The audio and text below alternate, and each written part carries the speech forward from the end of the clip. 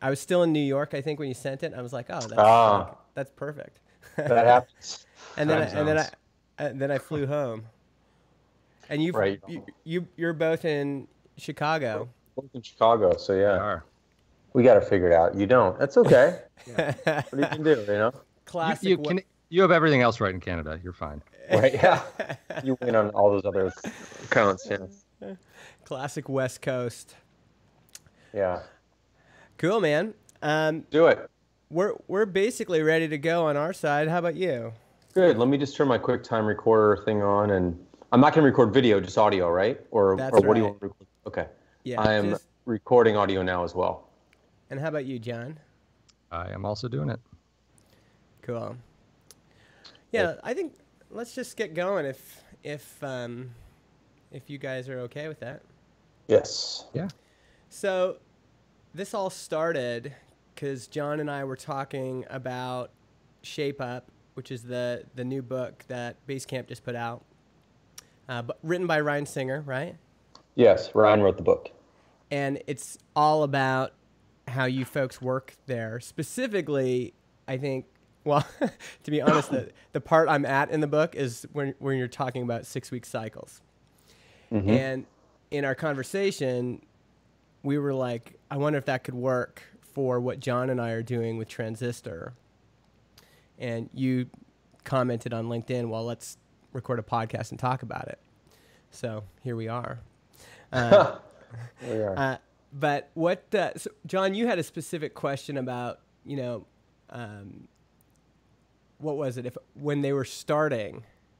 Yeah. So I mean, obviously the book came out of 15 years of experience building software as a team and a growing team, and the lessons that you've all learned from that. But I think like a lot of our audience is small teams and a single person or a couple people trying to start a company.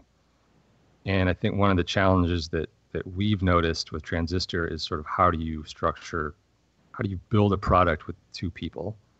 And after reading Shape Up, I think the first question that came to my mind was like, how would we apply this to a two-person team where there's not a leadership team that is their sole purpose is to, plan the product and shape the product, and then there's not other teams that are building the product. Yeah. Well, I think, you wouldn't have all the same roles, but you'd have all the same hats, essentially, where multiple people would be wearing, or someone would be wearing multiple hats, which is how it was. Like when we first built Basecamp, we had basically 3 people working on Basecamp, maybe 4. So bigger than you guys, certainly, but like still much, much smaller than we are today. Although we didn't follow all the same ideas back then because we didn't have them yet. Right. But the fundamentals were there, which is that long projects destroy morale. When things don't ship, you get frustrated. And then you also begin to second guess. And then you redo again and again and again and second guess. And like you start getting in this cycle of like, is this thing any good? It's like sometimes you just need to kind of keep moving forward on things. So the time horizon, I think, is important. And like, while we didn't do 6-week projects back when we were starting, because we hadn't come up with a 6-week idea, we've always tried to like get through things quickly and move on to the next stage. Otherwise, you get stuck in this circle of just working on the same thing and trying to perfect it without actually making any progress. One way to think about it is like we're working on a new product right now. Something we said we wouldn't do, but we are. We are doing now. Liars. Not a new version of not a new version of Basecamp, but actually, I mean, we'll be working on a new version of Basecamp soon too, but a whole new product. And the way it started was just a few of us exploring some ideas, and that's like R&D mode before actually setting into build. That is not something we scope with time necessarily. That's just like we're exploring an idea. It's R&D. It's just pure exploration. But when it comes to the point where it's time to actually begin to build things and like make the thing, then we shift into the 6-week cycle thing. And it's important because, you've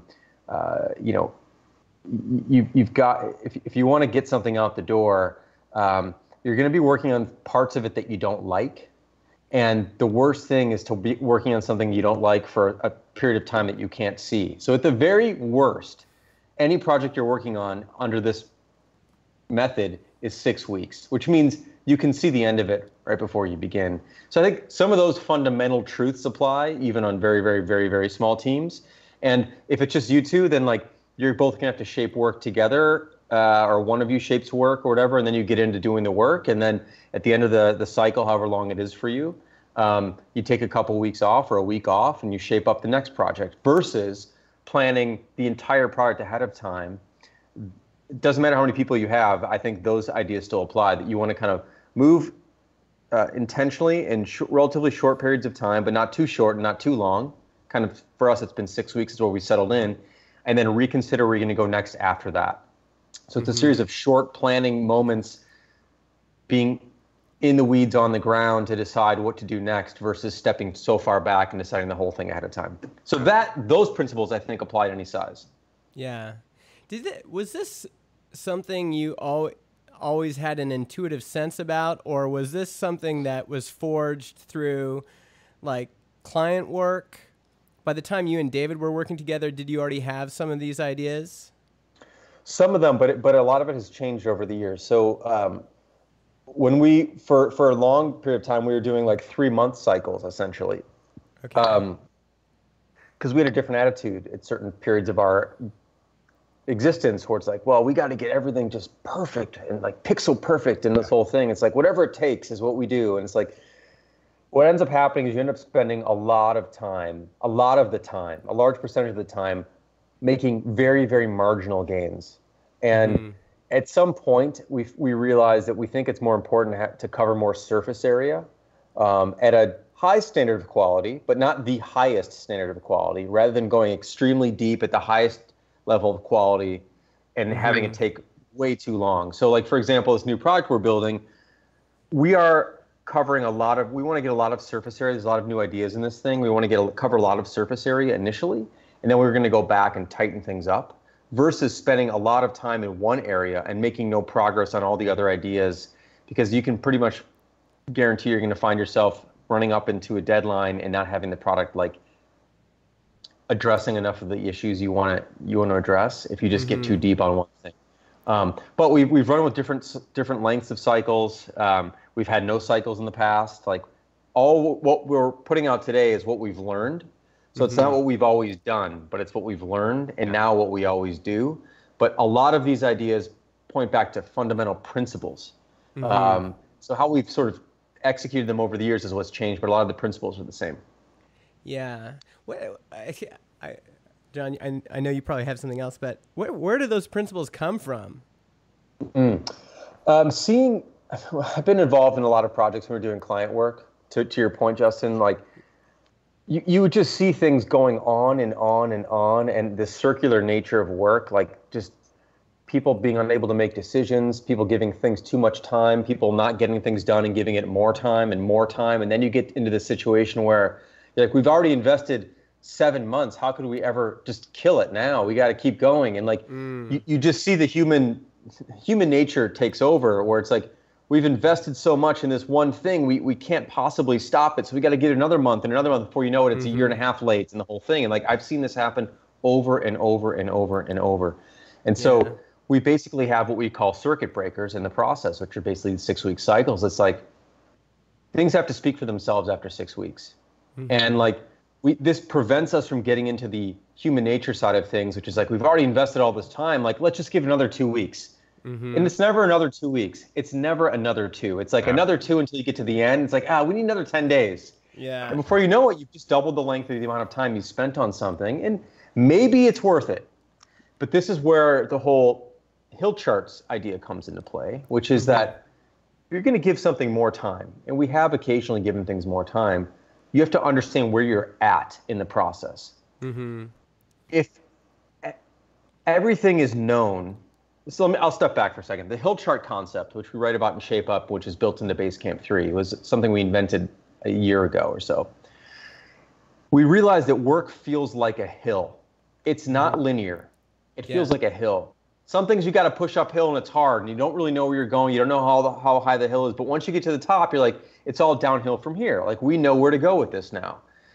So if you're at like close to 6 weeks at the end of a cycle and you're like realize that you're running out of time and you're not going to get it done, the right question is not how much do we have left, it's how much is known versus unknown. And the hill chart tells you how much is known versus unknown. If you have a lot of unknowns left with a week to go, giving another 2 weeks is not going to get you there because you don't know how long it's going to take. If you have only knowns left, and you're like, we actually really need 1 more week. We know what we need to do. We are absolutely certain of it. Like 1 more week, okay. Then you can make the argument and make the bet that it's worth it. The problem is when you're almost done and you've got a pile of unknowns left, and you're like, you just start guessing, and you're going to guess wrong. And then before you know it, this thing could take 2 cycles or 3 cycles or more. And the more you get into it, the harder it is to say no because you piled up all the work behind it and the momentum's there. It's this stuff is like, it's just human nature, and you just got to guard against it because we're all human and we're going to make these mistakes unless we put these circuit breakers in place and keep ourselves honest. Yeah, I've definitely been in situations in the recent past like that where you actually think you're done with something and then someone else comes in and is like, what about, oh wait, I forgot about this. Right. And then it's unable to be released because it's a huge important thing for somebody on the team. Yeah, and this is the problem is that I'm going to put a plug in for Basecamp for a second because I think the tools you use matter. And the reason why I think this matters is because the tools you use and how they present the information help you ask different kinds of questions. And if you're just looking at a task, if you're using something that's just all about tasks, and you're looking at the tasks that are left, like you get this sense that like, well, we're 95% done because we have 5% of the tasks left. Like we're almost done. That says nothing about what those 5% are. Are they knowns? Are they unknowns? Are they the hard stuff? Did you leave the hard stuff for the end? Like this is another thing that happens all the time. What we try to do with projects is we try to attack the hard stuff first. And I'm not sure if actually Ryan wrote about this, and if not, I'm going to talk to him about it because we're making a second revision on the book right now. We should talk because there's been a lot of questions coming in. People are like, how do you do QA and how do you do bug tracking and all that stuff? So kind of adding that stuff in. But we try to make sure we attack the unknowns first because the hard stuff has to come first. If you leave that to the end, you're in trouble. You're just flat out in trouble. You cannot have unknowns piling up at the end. So the problem with just like tracking tasks or on a linear line or like a progress meter or that kind of straight line stuff is that you're not asking the right questions. You're asking what's left to do. You're not asking, of the stuff that's left to do, what do we know how to do? What do we not know how to do? Where are we at? Are we pushing this uphill or is it going downhill? Like those questions matter a ton and they change the conversation and they help you get things in order early because you're talking about knowns and unknowns versus just stuff on a list. Stuff on a list can be prioritized. Well, prioritized by what? Like by how easy it is to do, by how much we want to do it. It's like how, versus like, are these knowns or unknowns? Are these hard? Is this not going to be hard? What do we know? Where are we at? It helps you address these things. So anyway, different point of view, different way to look at projects. Yeah. And for you folks, is an unknown everything? Is it like, for example, Jon was just working on a multi-episode player. And to do that, he had to learn a new JavaScript framework thing. So that was an unknown. But there's also unknowns like who is this for and what is it for? Like much more like baseline philosophical. And at the beginning, you might think something's a good idea.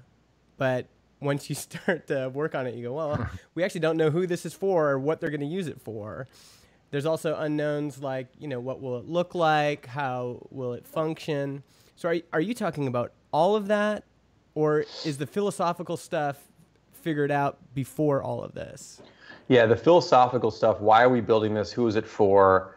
Not necessarily what's it visually going to look like, although there's like, we come up with just a general sense, but it's up to the design team to figure out that. And it's not about like how we can implement that. That's up to the development team to think about. But the shaping process is about, are we, and I'm going to use the word confidence, which is like statistically inaccurate in a sense, because it's all just a bet. And this is part of why we call them bets, because it's like there's risk involved here. Yeah. But like by the time we decide to take on a project, we have to know why we're doing it. We have to be clear about what it's for, roughly how it's going to work, like at a big picture point of view, not like code picture, but like at a big picture point of view. and not exactly how the UI is going to look, but roughly like how could it look. This is what shaping is about. And a project is not we don't take a project on and we don't slot it for a 6-week cycle until all that's out of the way. There should be no philosophical questions in the middle of the project. Like if you're doing that, you haven't done the shaping up front enough. Because then if you get to these existential philosophical questions 4 weeks in, it's like everything grinds to a halt, and then like no one knows what they're doing and why, and then you're like stuck. So you've got to, before you pick a project, you got to make sure you understand why you're doing that project. So for example, the JavaScript stuff, that's part of like the unknowns of executing the project. Yeah. And it's possible. It's just like we've got to learn that. We don't know how to do that. That's an unknown, but we know we need it. So like we can do that. But it's like I don't even know what this feature is, but like this what'd you call it, a multiplayer? It's a multi-episode player, like a playlist player, like SoundCloud would have. Yeah. So for example, before you decide to build that, you're like, why are we building this? Like that's part of the shaping thing. Yeah. And part of our pitches or our shaped up work basically explains like, here's the problems we're addressing. Here's why we're addressing them. Maybe it's something we've experienced. Maybe it's something that's frustrating to us. Maybe we've heard customers complain about it for years. Maybe it's a hunch, but like, here's why. It's got to be part of that. You've got to be very confident about that. Again, it's a bet, meaning there's risk, but because the only way you know 100% is like by releasing the thing. That's the only moment that there's 100%. Like, it's never even 100%, but like that's the moment of truth. Yeah. Until then, you don't know. But yeah, I would encourage, just to be really clear, if I haven't been, like, philosophical reasons, use cases, whatever those things are, that's got to be clear up front before you choose to take that work on. Otherwise, you'll never get it done in 6 weeks. Yeah, and so maybe it'd be interesting to explore how you and David did that early on, and maybe even how you might do it today if you could start again. Because like, were you initially doing that shaping work and then handing it off to David? How did that relationship work, and how would you change that today if you could go back in time? I think the way we work is we would never say we hand anything off to anybody. There's no handing off. It's very much, we work very closely together. In the early days when we didn't have the term shaping, that's like a term we kind of have come up with over the last, couple of years or a year and a half or whatever it's been since we've been talking about that word.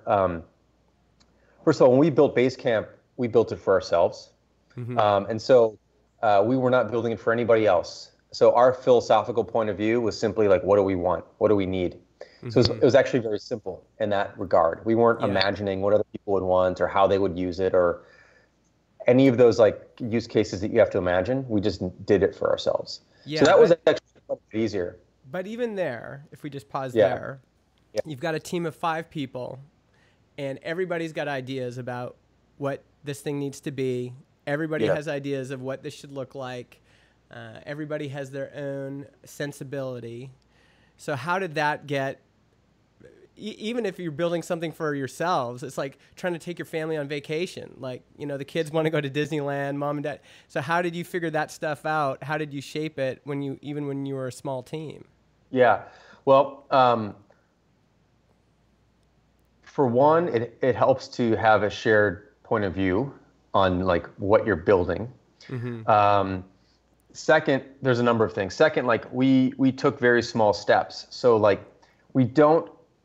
it'd be unlikely to have radically different points of view on like what it looks like to post a message to Basecamp. Like it's not like, it's like we need to make an announcement that we need to see and our clients need to see. Like we need a big text area to do that. People should get a notification of some sort. Like we're not creating controversial stuff in that regard. And most products are not controversial either. The problem is when people imagine like all the things it could possibly do versus like, we're very good at figuring out what does it need to do.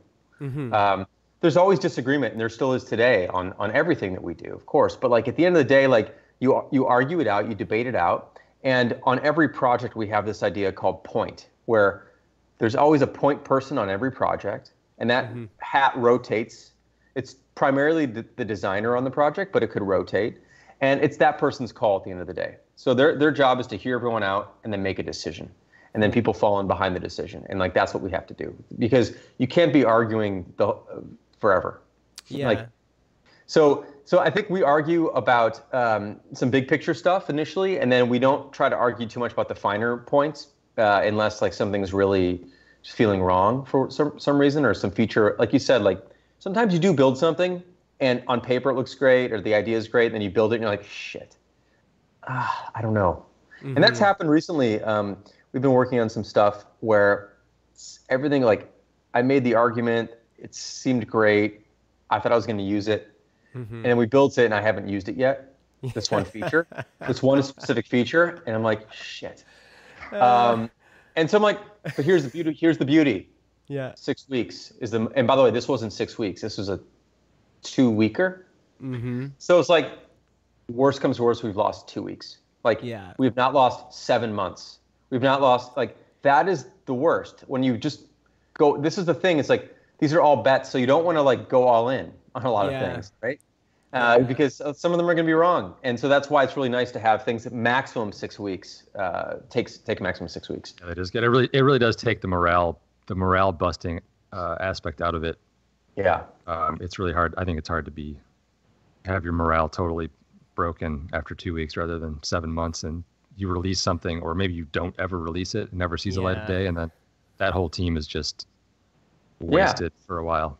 And look, I mean, it sucks to do 2 weeks of work and have it thrown out too, but like it sucks a lot less. This is all about like proportion, probability, you know, I mean, not like in a mathematical way, but like essentially it's like, hey, if you have to throw away work and it's maximum 6 weeks and more likely just a few weeks, like probability that people are going to be able to get over that is quite high compared to like eight months. It could just destroy somebody. Like it could.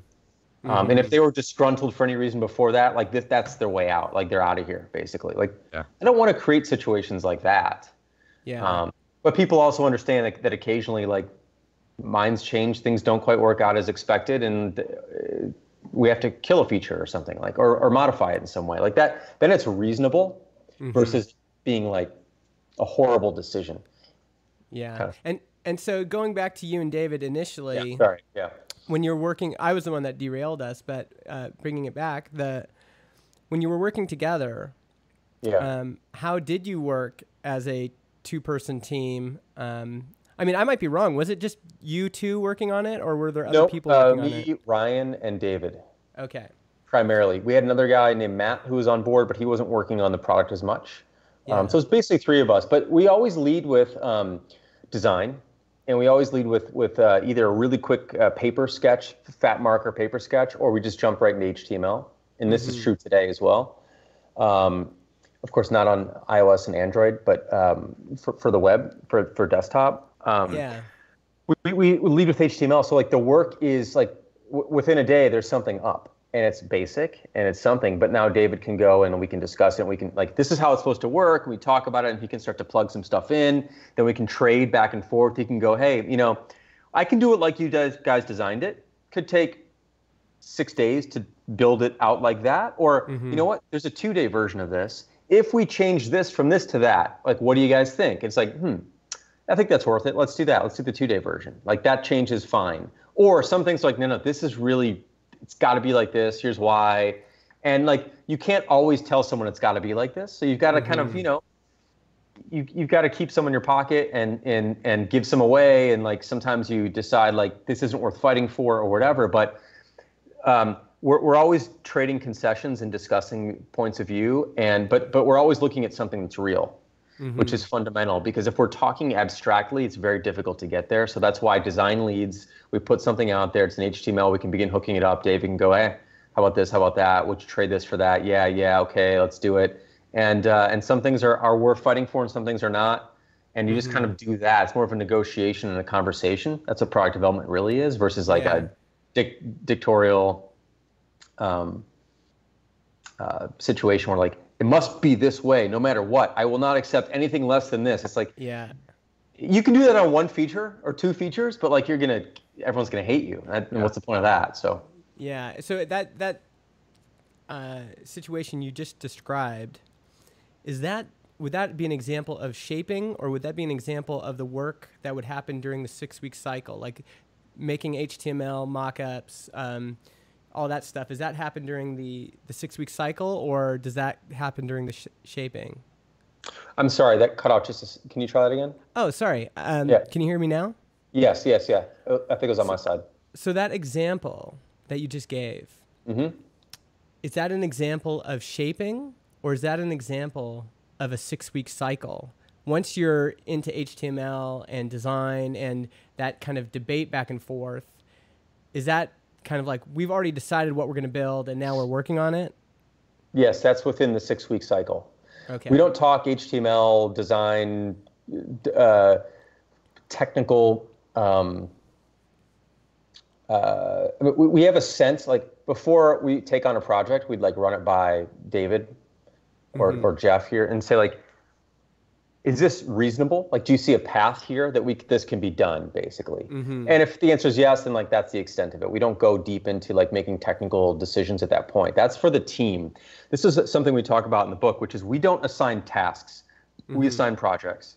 Yeah. And the team decides, they have full autonomy to decide like technically how they're going to implement this, design-wise how they're going to implement this. So if we're even talking HTML and deciding about there's a 6-day version of this or 2-day version of that, whatever, the product's already been shaped up and we've already begun working on that. So within that period of time, that's when those sort of trades happen. Yeah. Okay. Yeah. So yeah, don't think of shaping as not technical work. There's no HTML yet. There's nothing that could ship at all. It's the concept. The concept is being hashed out. And it's being presented in a way where it can be explained to others. And then basically clock starts on the Monday where we decide to begin the work. And like now it's the team can decide how they want to approach doing it. And then amongst themselves, they decide like what features are worth it, or what version of execution is worth it, which things are worth doing, spending 6 days on versus 4 days on versus 2 days on. And like, you sort of start to trade, we call it trading concessions. You begin trading concessions while you're working, but not before. Yeah.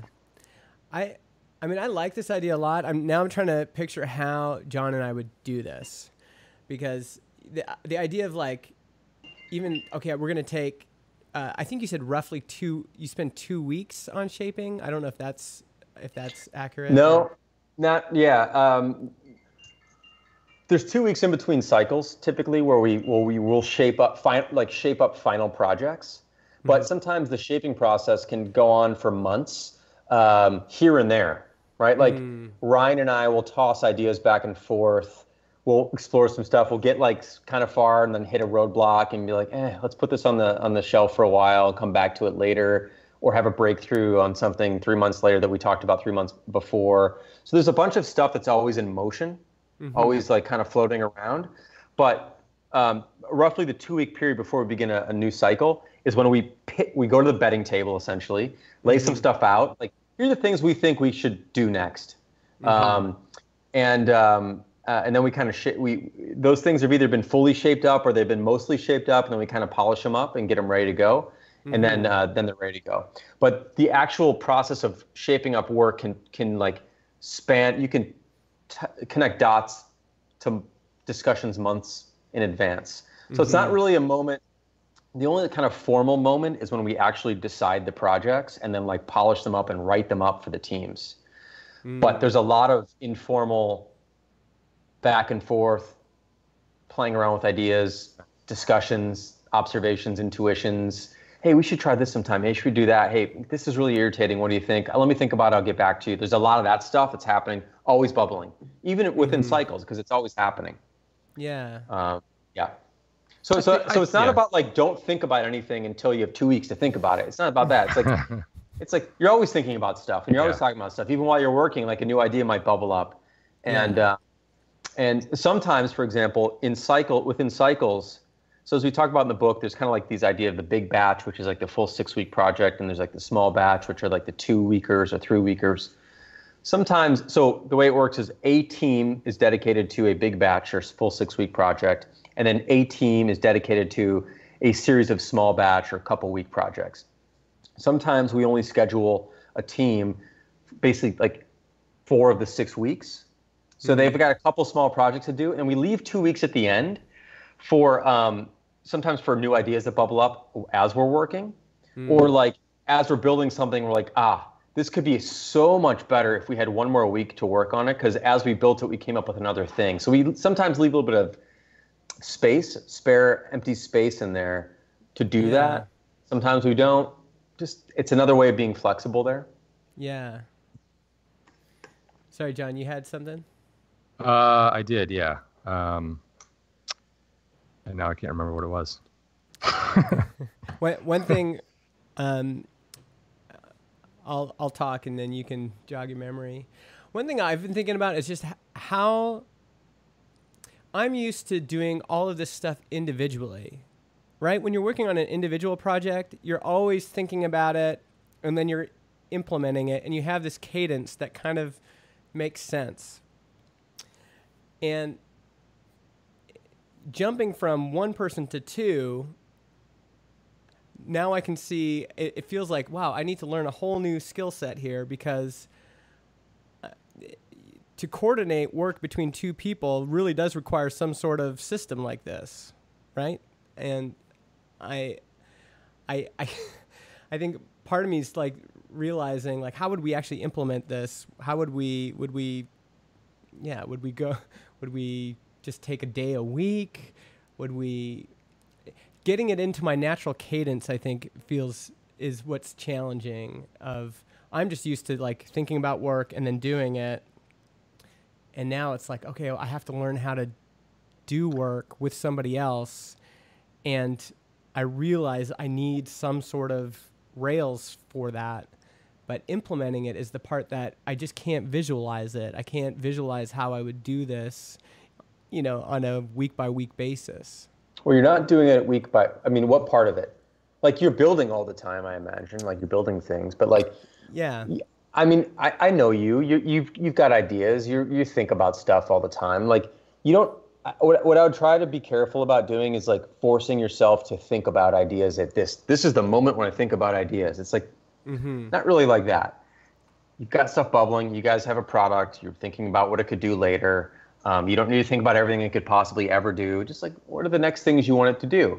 And what are the kind of the next set of improvements you want it to have? And you start to think about that, and you set up like the next 6 weeks is like, we're building these features or whatever it might be, or maybe it's one feature because it's just two of you or whatever it is. But like, while that's happening, you can have other ideas for other things too. And you just kind of make note of it, cycle ends, and you go, what do we want to work on next? Well, here's some stuff we've been thinking about. Do we feel like we're pretty confident in these things? Are there tons of unknowns? Are there big unanswered questions? Do we really know if anyone wants this? And those projects probably aren't ready yet.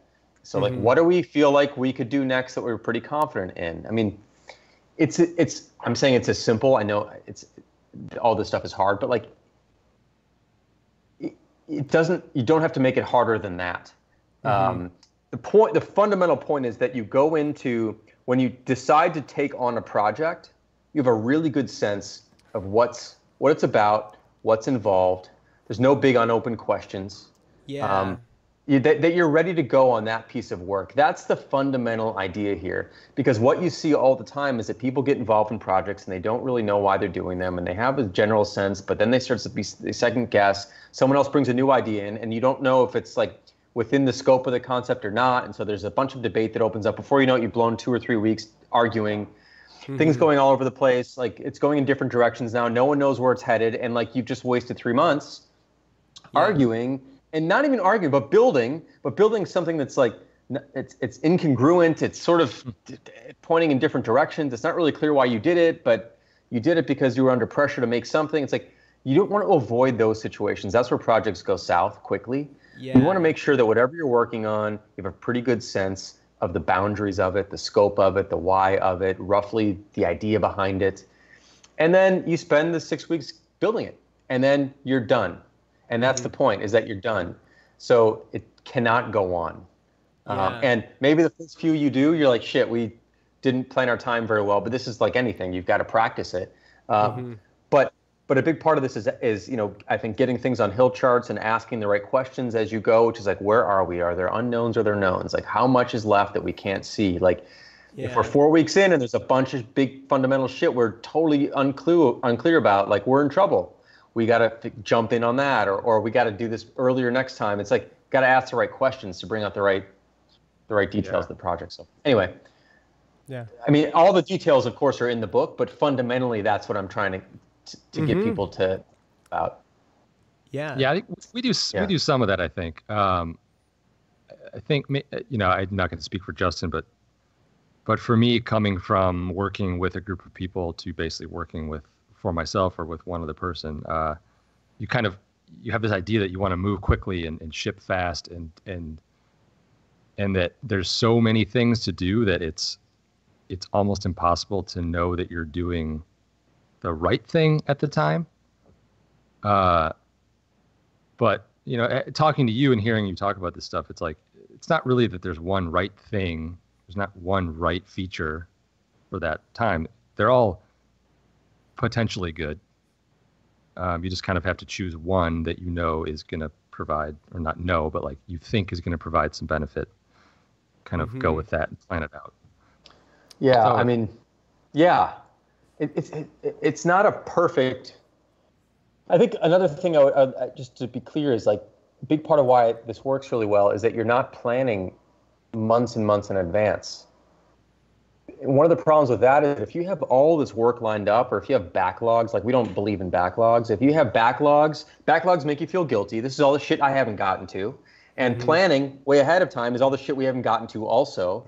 And if I planned it all out, and now what I'm working on is pushing, I'm not working in 6-week cycles, let's say, and now I'm letting this one thing go for 3 months. Well, now I pushed off all the stuff in front of me even further down the road. Yeah. And the backlog is even further away from me now. Like you're pulling and pushing at the same time. And it's like you're trying to make space for yourself. It's very, it's like, it's unnerving. It's very stressful. Yeah, I think we ran into that. Yeah, everyone does. It's like everyone does, and they think that's the right way to work. It's like no, it's a fucking broken way to work. Yeah, we had a call about that, and it was common, I was very anxious about our backlog and the amount of things that I was just staring at this list of stuff, being like, I don't know what to work on. I'm like frozen. Never. And, so this system eliminates. I mean, backlogs I think are dangerous, horrible things. So like. I would never have a backlog, and this system eliminates that entirely. It's about 6 weeks. Now we decide what we want to do next. We don't look to the past to figure that out. We talk about it. What do we want to do next? Not what have we put on a list to do next. What do we want to do next? What do we feel like we're confident that we can pull off in the next six weeks? What's the most important next thing? What do we know really well that we could do? How, all those are the questions, not like what's next on a list. Yeah. What's next on a list is just like, it's just a list of shit that makes you feel guilty. So So if there is no backlog, I mean, there is no backlog. Not if. Yeah, there is no backlog. There's no backlog. You obviously have ideas that are floating around in your head. Yeah. So is it a matter of if those ideas stick around long enough, then they're worth pursuing, and if you forget about them, and it's like, well, whatever, they didn't exist anyway. Okay. Yeah, it's very unlikely that amazing feature you need to build is going to, like, the only reason you're going to remember it is because you put it on a list. Right. No, it's it because you use the product and you understand where you're going and you have a sense of what you want to do and you have a sense of what people are doing and it's that. And it's also things change through context. I mean, 6 months, like the problem with backlogs is they're old. It's the number one problem with backlogs. Backlogs are not current, they're old. And to feel like you have to go prune them, it's like wasting time. That's a waste of time. So anyway, context is important because what you put on a list 6 months ago may not turn out to be important 6 months from now, because as you're using the product, you realize that didn't matter anyway. Something you were so confident would matter, but doesn't matter. And now you've got old shit. Like, just forget the past and like keep ideas current in your mind, fresh ideas, things that are interesting. Don't look at everything. You're not picking from 200 things. Like, you're thinking about what's in your head. What do we know? Where's the product deficient? I don't need to look at a list to know where the product's deficient. Yeah. I mean, of course, especially with you guys, you're two people. Like, it's not like you have a customer service team which is keeping track of complaints that you never see, and then you eventually, like, you're not even, like, that can happen too, and that does happen, of course. But so you can be detached from the product at some point. But right now, especially, this question of what should I work on next? That the problem with that is that you have a rolling work. And that means work can roll on also, like forever. Yeah. So that's kind of the thing. Whenever you ask yourself, like, well, I'm free now, what should I work on next? It's like the problem is that like, again, there's no discipline around when to stop or when to start. It's just like I'm free now, and so then you're like, oh shit, well I can't just sit and twiddle my thumbs, so I got to like pick something. So let me go pick something that's old, and then you're like working on something that's unformed but it's on a list, and it's like I don't really know where to go with it, and then you stall out and you slow down again. So this is kind of how these things go, and it's amazing to me that people put up with it. Although I get it because we've been down that road too in the past. Yeah. But it's not a good way to work, and yet it's like seems to be the common way to work, and I think hopefully we can help change that. But yeah, no, this has been really helpful. It's everything you're saying is resonating. Like I feel the emotion of the situations you're describing, and I think the only challenge, of course, is before you've I'm trying to think of a metaphor. Before you've done it that way, before you've had some sort of system around this, and you're used to, actually, Derek Sivers just has this article about old clothes and new clothes. Like you're used to wearing the old clothes, and you might look at the new clothes, like I'm like looking at it like, okay, that makes sense, but these old clothes, I'm just used to them. I'm used to waking up and going, okay, what am I going to work on today? Well, this looks good. And just hoping Jon is working on something worthwhile. And then, we're obviously talking about the future and stuff, but I think that's the challenge where I'm at right now is like, oh, I'm in the old clothes, and how am I going to put on these new clothes? And how is it practical with two people? Well, it's totally practical with two people. Like the size has very little to do with it. I think the big question is, are you struggling enough? So if you're not struggling enough to break a habit, like if you think the way you're working is actually fine, then you should continue to do that. Like I think the only thing that's going to encourage you to change is motivation. When you're like, fuck this, like we're not getting anywhere. I feel like we're going in circles. We're spending way too much time on things. We feel like we're running into moments where we don't have anything to do, yet there's everything to do. Like when you run into those kind of moments, then it's like, that's motivation. That's a struggle. Like there's got to be a better way to do this. There's got to be a better way to do this. It's like really that moment when I'm going to write about this. It's one of the reasons I like doing interviews and podcasts is like something comes out of your head and like this feeling that like I have nothing to do, but there's everything to do. Yeah. That is a very real feeling. I think, Jon, you just described that. And like, that's one of those moments where like those things should not be happening at the same time. Yeah. And when they are, like something's wrong. So it's ultimately at the end of the day, struggle is required to even open the door to change. Yeah. So again, if you guys feel like it's fine, then you should keep doing it that way, and maybe it is fine. But if you're at the point where like we're not gonna be able to grow this way also, and part of it like is you need a system at some point. Like when you have 2 people or 3 people, you can kind of hack your way towards anything. Yeah. But the 4th person comes in, the 5th person comes in, like you need a system all of a sudden. You can't just have like a DIY rough way of doing things because you can't communicate that to other people, and then it gets really chaotic pretty quickly. So it's good to, I think, form good work hygiene, good work habits early, so when the next person comes in, they can join up with your system versus you then you're flailing around, and now it's too late, and then it's even harder to implement something. Yeah. So. I think this discussion is timely too because we've recently been talking about maybe hiring a customer service person at least part-time, and I think we both want to, but part of me is like, now we have someone to manage, and like if we're already sort of frustrated with how we're planning and managing right now, like how is this third person going to fit in? Yes. Right. So, starting those habits early, I think, is a good idea. Yeah. Cool, man. Well, I appreciate your time. This is you're very good at articulating emotion that I think a lot of people have felt before. So the emotions that are inside that have never been articulated. Stand-up comedians do this all the time. They say, "Oh, but this is the way you feel." And so as you're talking, I'm like, "Oh man, that is exactly how I feel," although it's never been articulated like that. And yeah, I think the only reason I can do that is because I've felt that way too. Like we've we've been working on this system for a long time because we've had those moments where it's like, this doesn't feel right. Like, this is complicated. Things aren't going well. Like, we've had to come up with these things. So I've felt all of these things and still occasionally do. It's not, like, what we have is not a perfect system.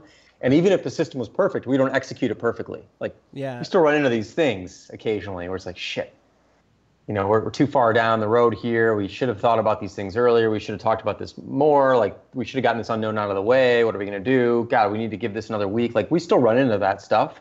So I still feel those moments too. But we try to, like, none of this is theoretical. This is a practical system that's been built based on, like, working on software for 15 years and being very conscious of problems working on software for 15 years and human nature and all that stuff, and not like trying to come up with a system that sounds good on paper, but really like practical system that like really addresses the things that people deal with all the time working on projects. So I hopefully it's helpful for you guys, and hopefully maybe this conversation will help others who are like, I don't quite get it, or I'm not sure what to do, and maybe they'll resonate. Maybe the emotional angles will resonate and go, yeah, that's me. Now I see it. Or maybe not, but thanks for allowing me to just mumble for a while. Yeah, well, maybe we should touch base again in a little bit, and we'll see. Okay. We'll talk about how we were able to apply some of that. Because eventually, I mean, ultimately, we have to figure this out in our way as well. Yes. But having some sort of like direction to head is helpful. So. Yeah. Cool. Is there anything else you want our listeners to know? You want to tell anyone about something? No, I mean, I'm sure you'll link up the book. This is kind of what we've been talking about, Shape Up. And there was actually a couple, maybe relevant. We did a couple podcasts recently on the book and had like this round table with a designer, a developer, and Ryan, who's head of strategy, who wrote the book, talking about the process and how it helps them. So we just did an episode on that on our podcast, rework.fm. Yes. So I would link that up because that's a good roundtable with a designer and a developer talking about how they work together on a project and sort of the changes they've seen at having implemented this system. So I think that might be something people can really understand as well. Yeah, that's great. Are you folks going to eventually put this in print somewhere? Yeah, the plan is, so we released it as a website first for a number of reasons. One is we wanted people to be able to like link to it and refer to like individual pages or quotes. In fact, if you select some text, you can like tweet that text. Like we kind of put that in there, and then the other thing was that we knew that once we put it on the market, so to speak, like we'd get feedback like any product.